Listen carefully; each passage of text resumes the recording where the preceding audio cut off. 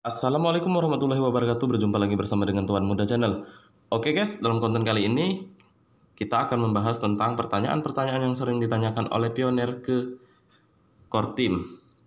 Oke guys, simak video ini sampai habis biar kita tidak gagal paham. Buat teman-teman yang sudah subscribe di channel saya ucapkan terima kasih. Dan buat teman-teman yang belum subscribe ke channel saya, silakan subscribe dulu. Oke, langsung aja kita ke pembahasannya. Pertanyaan: KYC akan dilakukan dengan skala besar atau dengan skala kecil atau bertahap? Jawabannya, awalnya dengan skala kecil dan akan segera menjadi KYC skala besar. Tujuannya adalah untuk menyempurnakan sistem agar lancar melakukan KYC skala besar. Baru-baru ini, kami merilis KYC skala kecil, aplikasi KYC, Pi di brosur, Pi untuk mengunggah aplikasi KYC di Pi browser. Jawabannya, awalnya dengan skala kecil dan akan segera menjadi KYC skala besar. Tujuannya adalah untuk menyempurnakan sistem agar lancar melakukan KYC skala besar. Baru-baru ini, kami merilis KYC skala kecil di aplikasi KYC Pi di browser.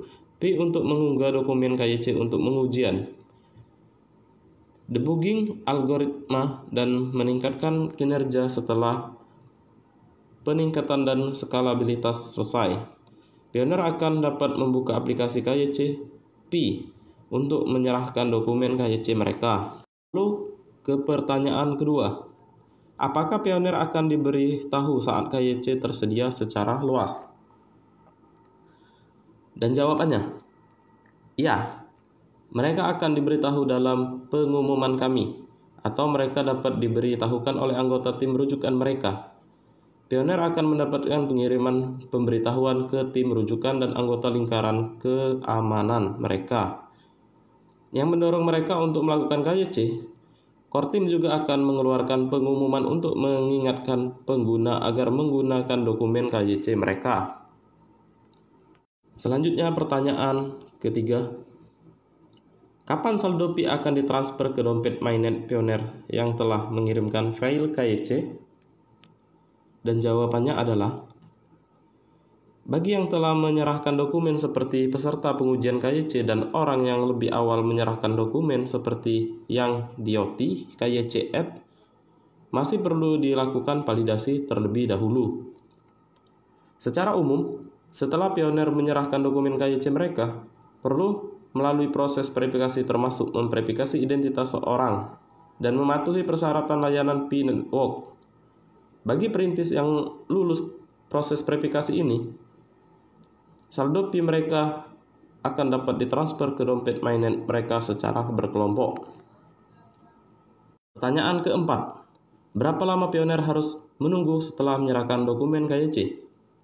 Dan jawabannya, waktu pemrosesan dapat bervariasi karena beberapa faktor untuk pionir yang berpartisipasi dalam aplikasi KYC percontohan melalui Pi browser. Pionir ini akan diproses terlebih dahulu setelah fungsi verifikasi manual diterapkan. Mungkin dalam waktu 1 bulan. Tujuan uji coba KYC tidak hanya untuk mendapatkan syarat lolos KYC, tetapi juga membantu meningkatkan aplikasi KYC itu sendiri. Setelah verifikator dapat memverifikasi aplikasi di aplikasi KYC, kemajuan aplikasi akan tergantung pada ketersediaan verifikasi ataupun verifikator terpercaya di setiap negara, yang dapat bervariasi dari beberapa hari hingga beberapa minggu. Jika pionir telah mengajukan banding pembaruan nama, mungkin perlu waktu lebih lama. Selain verifikasi identitas, hasil KYC juga akan bergantung pada percocokan nama Anda dengan akun Pi Anda. Penyaringan daftar ALM, anti pencucian uang, pemerintahan dan saksi anti terorisme, dan aplikasi akun tersebut memiliki riwayat pelanggaran peraturan perundang-undangan negara setempat. Pertanyaan kelima, bagaimana pionir bisa tahu telah lulus KYC atau tidak, dan cara pemberitahuannya? Dan jawabannya adalah, pionir dapat memeriksa satu KYC mereka di aplikasi Pi KYC melalui Pi browser Pi, tempat mereka mengirimkan file. Dan pertanyaan keenam ataupun terakhir, apa yang akan terjadi pada mereka yang gagal KYC? Apakah akun mereka akan segera dihanguskan? Dan jawabannya, mungkin ada banyak alasan kegagalan KYC. Alasan yang berbeda dapat menyebabkan hasil yang berbeda, seperti pengajuan ulang aplikasi KYC atau banding. Kemungkinan penolakan permanen akun Pi tidak akan langsung dihanguskan. Mungkin ada masa tenggang untuk setiap kasus yang diajukan kembali dan dibanding yang akan diumumkan kemudian nanti. Buat perhatian para pioner semua agar disimak video ini.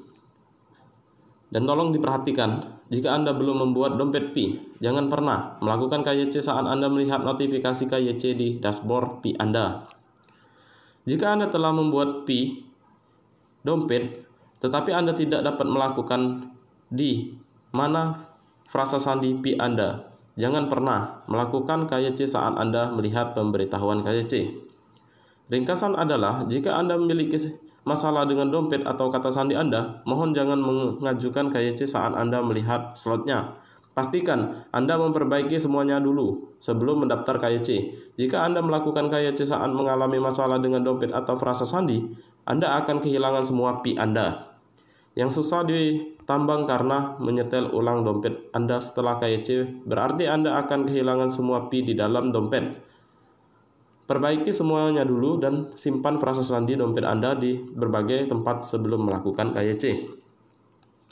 Jika Anda melakukan KYC saat mengalami masalah dengan dompet atau frasa sandi, Anda akan kehilangan Pi yang ditambang karena menyetel ulang dompet Anda setelah KYC. Berarti Anda akan kehilangan semua Pi yang Anda tambang selama ini.